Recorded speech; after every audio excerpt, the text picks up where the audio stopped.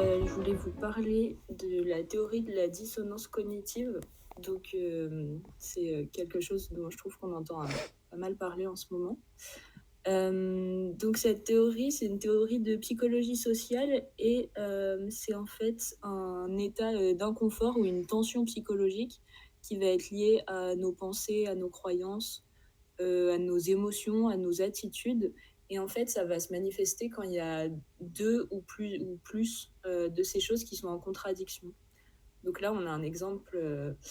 C'est Lisa qui est en train de manger de la viande alors qu'à côté, elle pense au petit agneau qu'il est mignon, tout ça. Donc ça va créer chez elle un état de dissonance cognitive. Cette théorie, elle vient d'un chercheur en psychologie sociale qui s'appelle Léon Festinger. Et en fait, il nous explique qu'il y a deux choses liées à la dissonance cognitive. Donc, premièrement, quand on est dans un état de dissonance cognitive, on va chercher à diminuer cette dissonance parce que c'est désagréable. Et également, on sent qu'on va se retrouver dans une situation où on aura de la dissonance cognitive, et on va chercher à éviter cette situation. On va chercher à éviter à faire apparaître justement cet état de tension interne. Un exemple que j'ai trouvé qui est assez parlant, ça va être les personnes qui fument, par exemple. Donc, d'un côté, on va avoir l'action, donc je suis un fumeur, et de l'autre, on va avoir une croyance, enfin plutôt une connaissance, on va dire, qui est que fumer, c'est mauvais pour la santé. Donc, on va avoir cette incohérence entre les deux choses, et ça va créer un état de dissonance chez nous. Et donc, on va chercher à faire diminuer cette dissonance. Et pour ça, on a trois choix possibles. Soit on va changer notre croyance, soit on va changer nos actions, soit on va changer notre perception de l'action.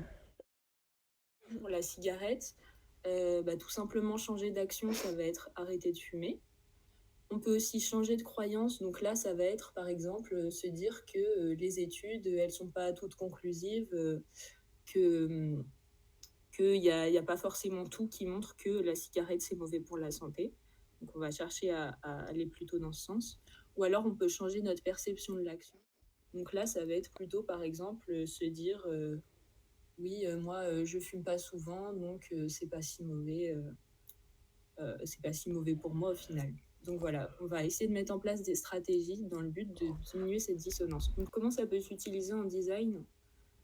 Ça va être lié à une technique que vous connaissez sûrement, donc ça s'appelle la technique du pied dans la porte. C'est assez connu. L'objectif, ça va être de demander aux personnes, c'est surtout utilisé en marketing, hein. C'est aussi parfois connu comme une technique de manipulation, et donc ça peut aussi s'utiliser en design, bien sûr, si on le fait correctement. Donc la technique du pied dans la porte, ça va être de commencer à demander aux personnes un petit service, et à partir du moment où ils nous ont rendu ce petit service, on pourra leur demander ensuite des services plus grands, plus importants. Ils seront plus disposés à nous rendre des services plus grands ensuite. Il faut savoir qu'il y a plein de biais cognitifs, il y en a plusieurs qui vont être liés à la dissonance cognitive et qui vont en fait nous permettre d'essayer de diminuer cet état. Donc un biais très connu, c'est le biais de confirmation.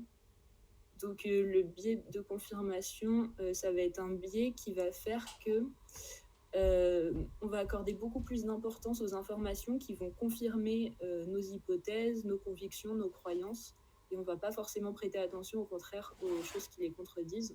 Donc là, vous avez un exemple, une personne qui va chercher des informations parce qu'elle a entendu des arguments des deux côtés, et la première info qu'elle voit qui va aller dans son sens, elle va dire « Ok, c'est bon, j'ai trouvé ce que je voulais ». Donc là, c'est bien dans un mécanisme de confirmer ses croyances pour pas justement des choses qui se contredisent dans son esprit.